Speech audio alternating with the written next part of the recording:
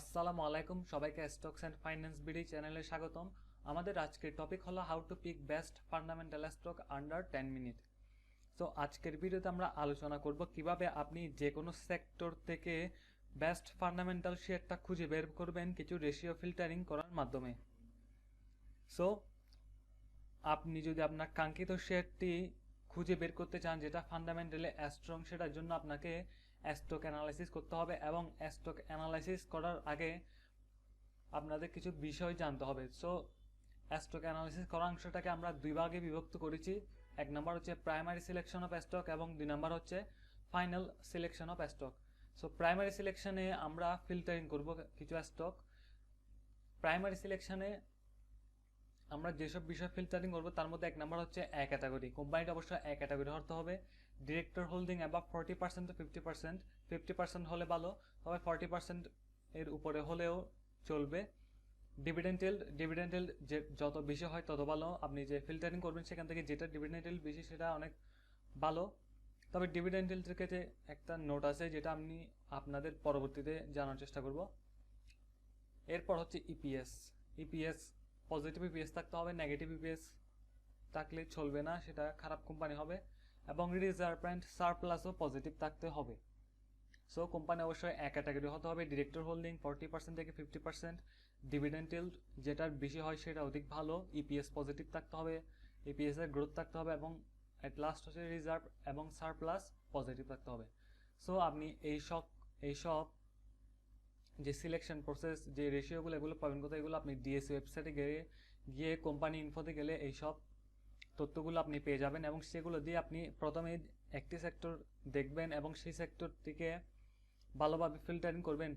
এই প্রাইমারি সিলেকশনটা করলেই অনেক শেয়ার আপনার যে সেক্টর আছে সেই সেক্টর থেকে অনেক খারাপ শেয়ারই বের হয়ে যাবে।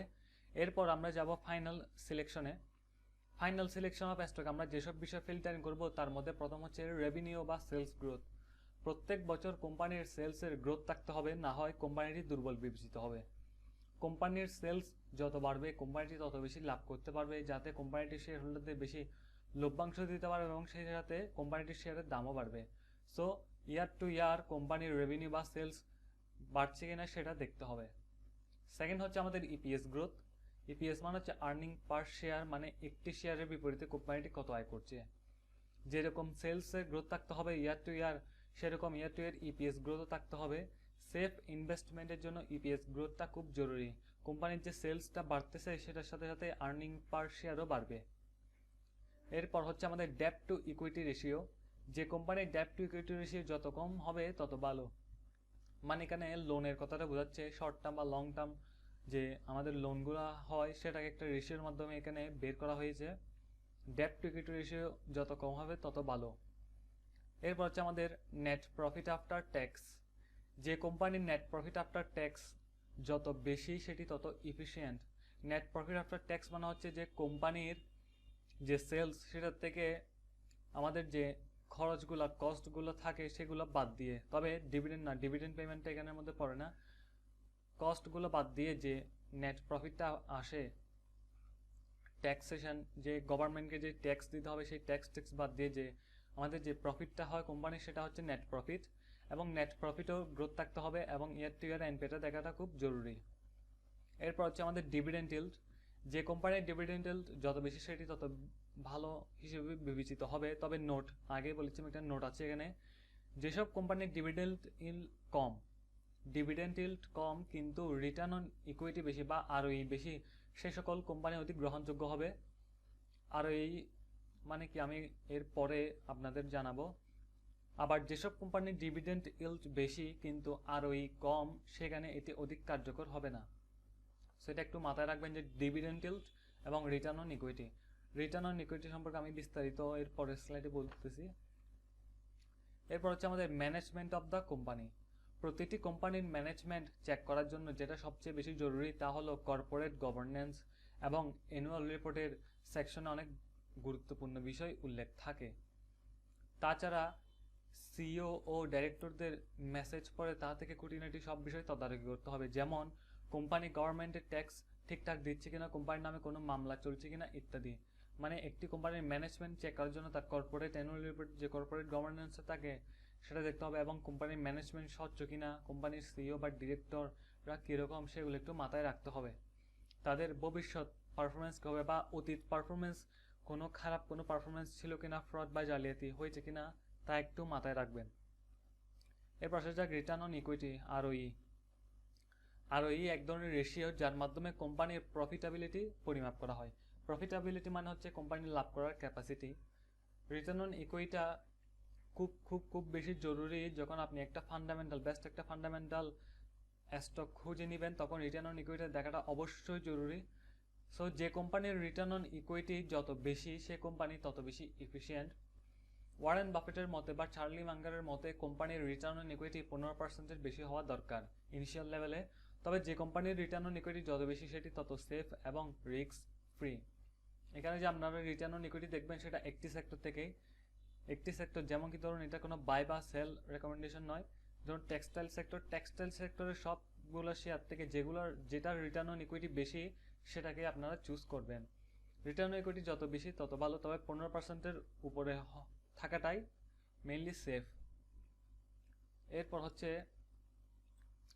রিটার্ন অন অ্যাসেটস বা আরওএ বলতে বোঝায় কোনো কোম্পানি তার অ্যাসেটসকে কিভাবে ইউটিলাইজ করছে তা বোঝার একটি সহজ রেশিও। অর্থাৎ কোম্পানি যে তার অ্যাসেটসগুলো আছে সেগুলো দিয়ে ইউটিলাইজ করে কিভাবে তার বেস্টটা বের করতেছে সেটাই এই রেশিওর মাধ্যমে বোঝা যায়। রিটার্ন অন অ্যাসেটস যত বেশি হবে অন্য কোম্পানির তুলনায় সেটি তত বেশি এফিশিয়েন্ট। এরপর হচ্ছে এনওসিএফপিএস এবং ইপিএস। এনওসিএফপিএস মানে হচ্ছে net operating cash flow per share and EPS. এই দুইটা কাছাকাছি থাকলে বুঝতে হবে কোম্পানিটি এফিশিয়েন্ট, কিন্তু যদি কাছাকাছি না থাকে তাহলে বুঝতে হবে সামথিং ইজ রং, মানে কোনো কিছু সমস্যা আছে। সো এই দুইটা কাছাকাছি থাকার কথা। এরপর হচ্ছে আমাদের এনপিএল বা নন পারফর্মিং লোন। এটা শুধুমাত্র ব্যাংক সেক্টরের জন্য এই রেশিওটা দেখাটা খুবই জরুরি। সো আপনি যদি ব্যাংক সেক্টর অ্যানালাইসিস করতে যান তখন আপনাকে এই নন পারফর্মিং লোনটা অবশ্যই দেখতে হবে। এনপিএল মানে হলো কোনো ব্যাংকের খেলাপি ঋণের পরিমাণ। যে ব্যাংকের খেলাপি ঋণের পরিমাণ যত কম সেটি তত ঝুঁকিমুক্ত ব্যাংক। খেলাপি ঋণ যদি না বুঝে থাকেন তাহলে বুঝে দিই যে খেলাপি ঋণ মানে হচ্ছে অনেক সময় অনেক কোম্পানি ব্যাংক থেকে লোন নেওয়ার পর লোন চুকিয়ে দিতে না পারার কারণে দেউলিয়া হয়ে যায়, যে লোন দিতে পারে না খেলাপি ঋণ, সেটা হচ্ছে এনপিএল। সেটার পার্সেন্টেজ যে ব্যাংকে কম হবে সেটি অধিক বিবেচিত হয়, মানে অনেক রিস্ক ফ্রি একটা ব্যাংক। এরপর হচ্ছে আমরা তো প্রথমেই revenue growth, EPS growth, debt to equity ratio, net profit after tax, dividend yield, management of the company, return on equity, NOCFPS and EPS, এর সাথে এনপিএল, এগুলো দেখলাম। এগুলো দেখার পর আমাদের কাজ কি? এগুলো দেখার পর হচ্ছে আপনি যদি এই সবগুলো মিলায় আপনার কাঙ্ক্ষিত শেয়ার ঠিক খুঁজে পান, যে সেক্টর থেকে হোক না কেন, খুঁজে পাওয়ার পর সেটি আপনাকে ভ্যালুয়েশন করতে হবে। ভ্যালুয়েশন মানে হচ্ছে শেয়ারটিকে এখন আন্ডার ভ্যালুড অবস্থা রয়েছে নাকি ওভার ভ্যালুড অবস্থা রয়েছে। সো যদি আন্ডার ভ্যালুড অবস্থায় থাকে, আন্ডার ভ্যালুড শেয়ার নির্ণয় করার উপায় হলো পি রেশিও আন্ডার 15, মানে পি রেশিও 15-র চাইতে কম হতে হবে এবং পিজি রেশিও 1-এর চাইতে কম হতে হবে। সো আপনি অনেকগুলো কোম্পানির ক্ষেত্রে পি রেশিও কাজ করে না, সেক্ষেত্রে আপনাকে পিজি রেশিওটা বের করতে হবে। আর এখানে একটা নোট, যারা টেকনিক্যাল অ্যানালাইসিস যদি আপনাদের জানা থাকে তাহলে আপনি সেটাও ব্যবহার করতে পারেন আন্ডার ভ্যালুড শেয়ার নির্ণয় করার জন্য। অনেকে আরএসআই, ম্যাকডি, বিভিন্ন ক্যান্ডেলস্টিক প্যাটার্ন ইউজ করে যে বোঝার জন্য। তবে আপনি ইনভেস্টিং করতে চাইলে আপনি পি রেশিও আন্ডার 15টা দেখবেন এবং পিজি রেশিও দেখবেন আন্ডার 1, এবং স্বল্প মেয়াদী বিনিয়োগ থেকে দূরে থাকবেন। লং টার্ম ইনভেস্টমেন্টের কথা চিন্তা করবেন সব সময়, কারণ লং টার্ম বিনিয়োগ না করলে আপনি যদি রাতারাতি সেখানে বড়লোক হতে চান, যে ইনভেস্টিং করে ফান্ডামেন্টাল শেয়ার পেয়েছেন সেটাতে ইনভেস্ট করলেই এটা আজকে কিনেছেন কালকে বাড়বে, সেরকম হয় না, সেরকম হবেও না। সো শেয়ার বাজারে বিনিয়োগ ঝুঁকিপূর্ণ, সব কিছু জেনে বুঝে বিনিয়োগ করবেন। ধন্যবাদ সবাইকে।